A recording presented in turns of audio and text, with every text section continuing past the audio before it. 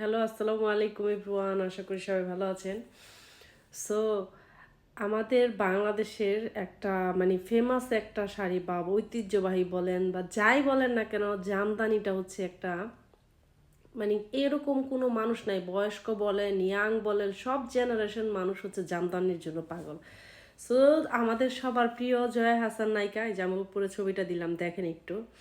তো মানে এই জামদানির শাড়িটার ইজ্জতটা এইভাবে যে মাটি করছে, আসলে ফেসবুকে সবাই এটা নিয়ে ভিডিও করতেছে বা করতেছে। এটা অবশ্যই করা উচিত, বিকজ আপনি এরকম একটা সেলিব্রিটি হয়ে এই জামদানিটার ইজ্জতটা আপনি কিভাবে মারলেন সেটা আমার আমার মাথায় ধরে না।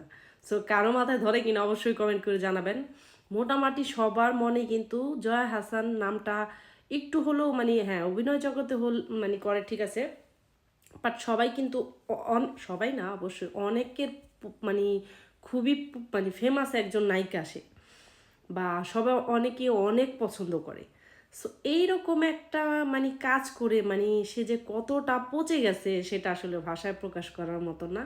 সো কারা কারা এটার বিরোধিতা অবশ্যই কমেন্ট করে জানাবেন, আর কাদের ভালো লাগছে সেটাও কমেন্ট করে জানাবেন।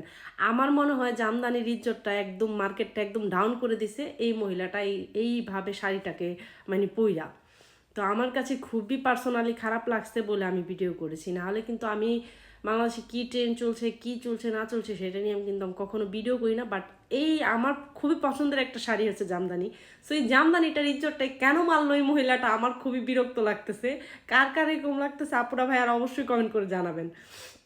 সো আমি দুইটা ছবি এখানে অ্যাড করে দিলাম। সো সবাই ভালো থাকেন, সুস্থ থাকেন, আর এই সব থেকে বিরত থাকেন, আপনাদের সবার প্রতি রিকোয়েস্ট রইল। সো ধন্যবাদ।